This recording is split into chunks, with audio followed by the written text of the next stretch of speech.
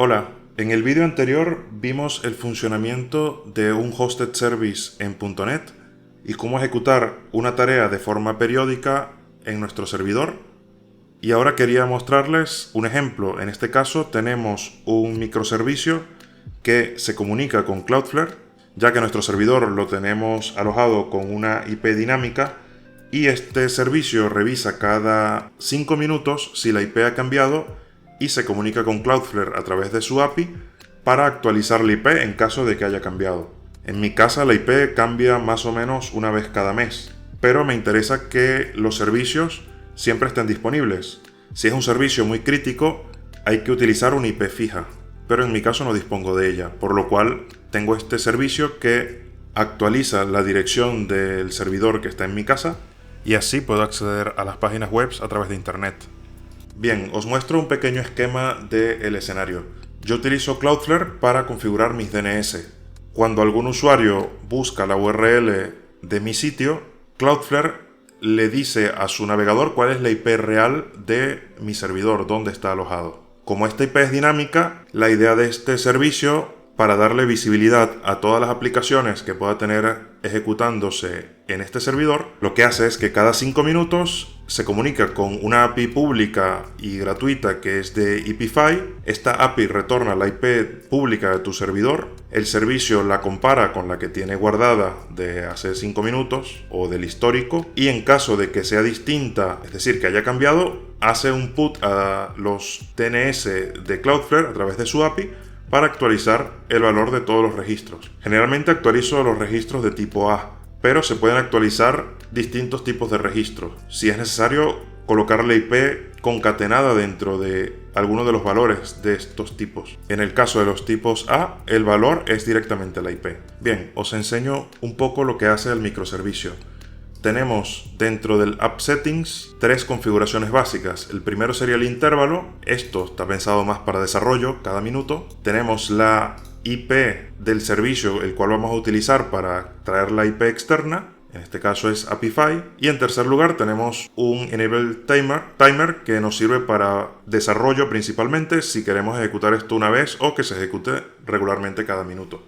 Por defecto lo tenemos desactivado, ya que mostramos en consola un mensaje si no se ha cargado el archivo de configuración. Este archivo de configuración es un archivo config.json que, si veis, tiene propiedades parecidas. Lo que hace es sobreescribir las propiedades del App Settings. Este archivo config está mapeado en Docker, con lo cual este archivo queda expuesto, y aquí llenamos o seteamos todas las claves que necesitamos. Tenemos 3 bloques. Tenemos el App Settings, donde tenemos un intervalo que son 300 segundos, serían los 5 minutos. El timer está desactivado, habría que pasarlo a true cuando tengamos toda la configuración validada. Por otro lado tenemos el Cloudflare Settings. Aquí vamos a colocar el token que generamos en Cloudflare. Y por último tenemos una colección, un array de todos los registros que queremos actualizar. Podemos actualizar varios, se van a actualizar secuencialmente. Y tenemos este string que va a ser donde se va a reemplazar la IP. Como decía, si algún registro DNS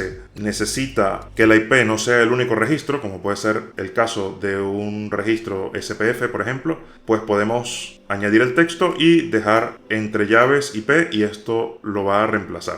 Bien, por otro lado tenemos los modelos. Este primer modelo es básicamente el payload o el objeto que le vamos a enviar a Cloudflare. Esto lo llena automáticamente el servicio. Tenemos el last IP, que es un objeto para uso interno, para saber cuándo fue la última vez que se actualizó la IP.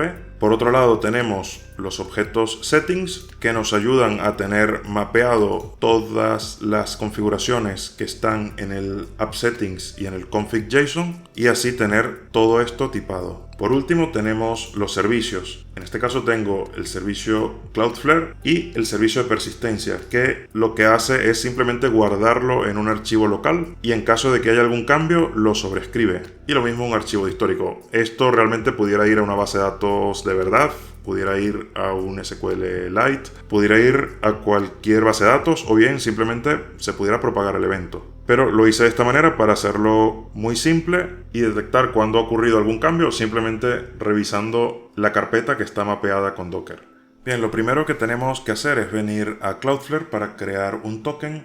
Esto es muy sencillo. Una vez iniciamos sesión, nos venimos a nuestro perfil de usuario y en nuestro perfil tenemos que irnos a la pestaña de tokens de API. En esta pestaña haremos clic en crear token, elegiremos la plantilla editar zona de DNS. La plantilla ya tiene los permisos que necesitamos, es decir, necesitamos un permiso para editar los DNS. Luego tenemos esta parte que es recursos de zona. Cada zona viene a ser alguno de los DNS que tengamos funcionando. Podemos especificar todas las zonas, es decir, tendríamos permisos para editar todos los DNS, o podemos elegir zona específica y de este desplegable elegimos la zona o el DNS que queremos actualizar. Yo en mi caso elegiré todas las zonas. Una vez aquí, lo único que queda es crear el token y él genera este token. Algo importante de estos tokens es que se generan una vez y no los puedes volver a ver, no se vuelve a mostrar, con lo cual hay que copiarlo, guardarlo en un lugar seguro, así como en el mismo archivo de configuración donde lo vamos a utilizar.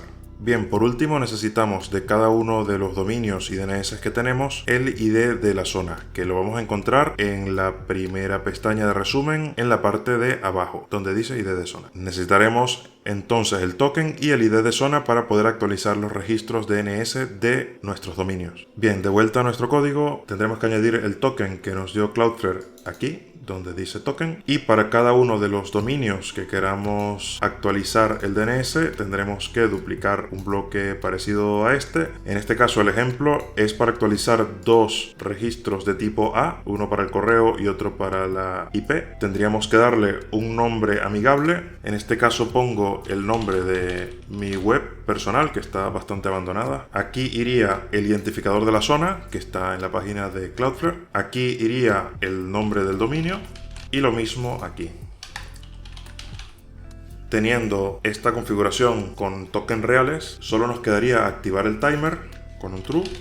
Podemos borrar esto. Y si ejecutásemos el proyecto, verificaría la IP de nuestro servidor y actualizaría los registros en Cloudflare. Todo esto es un ejemplo, no lo voy a hacer ahora mismo. Lo que sí quería enseñarles eran los servicios y un poco lo que hacen. Primero vamos a ver el servicio de Cloudflare. Esto es un servicio, tiene muchos logs. Yo quería ver mucha información en la consola cuando lo hice. Si ven, recibo por inyección de dependencias todas las settings, tal como están definidas en Program, así como el listado de DNS y el servicio de persistencia, que en este caso es simplemente volcarlo en unos archivos locales. La interfaz está escrita aquí mismo, no había necesidad de hacerla en otro sitio. Se supone que estos servicios son lo suficientemente pequeños, aunque es buena práctica, por supuesto, tener esto en otro archivo. Solo tenemos un método en esta interfaz que recibe el cancellation token, por lo que mencionamos antes. Bien, este método, la lógica es bastante sencilla. Crea un HTTP client, le añade como cabecera por defecto el bidder, el token,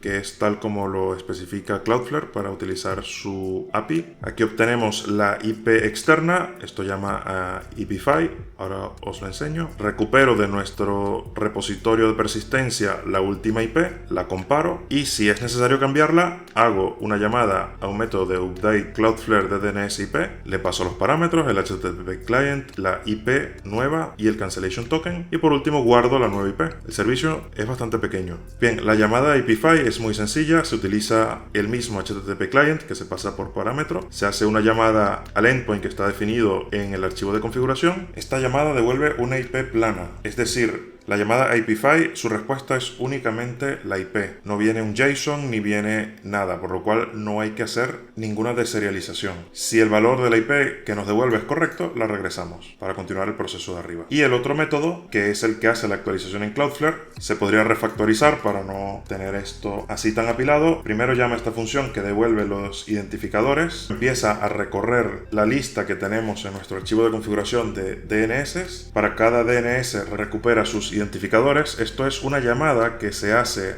a Cloudflare. Se hace un get también a Cloudflare para ver o comprobar que lo que vamos a actualizar exista, para evitar errores o excepciones. Bien puede ocurrir que hemos modificado algo en Cloudflare y no lo hemos actualizado en nuestro archivo de configuración, con lo cual pudiésemos tener algún tipo de error. Volvemos a este bucle, recorremos los registros uno a uno y si el registro o el identificador no se encuentra o no coincide con alguno de los registros, no hacemos nada. Hacemos un log de error, pero no interrumpimos el proceso. A continuación, se configura la llamada a la API para hacer el put, se tiene la URL base, al contenido se le hace un replace y se asigna el IP que tenemos, se define el contenido y se hace la llamada put para realizar la actualización.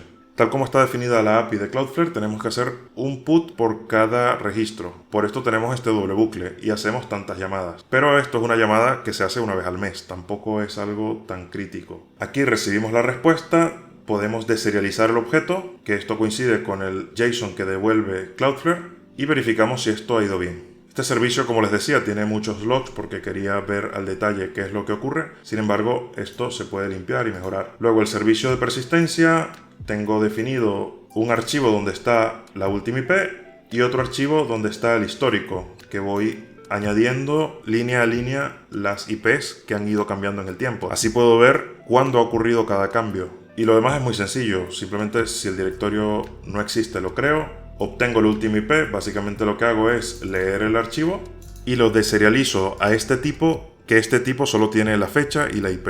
Con esto lo que hago es retornar la IP. En caso de tener que guardar la IP es un proceso muy parecido, se sobrescribe el archivo y para el caso del histórico se hace un append, con lo cual se van a ir añadiendo línea tras línea todos los cambios que han ido ocurriendo. Los invito a probar este servicio. A ver qué les parece. Por supuesto es extensible a hacer muchas otras cosas, así como comenté en el vídeo anterior, utilizarlo como base para hacer otro tipo de proyecto. Dejaré el enlace para este repositorio en la descripción. Espero les haya parecido interesante. Gracias por ver el vídeo.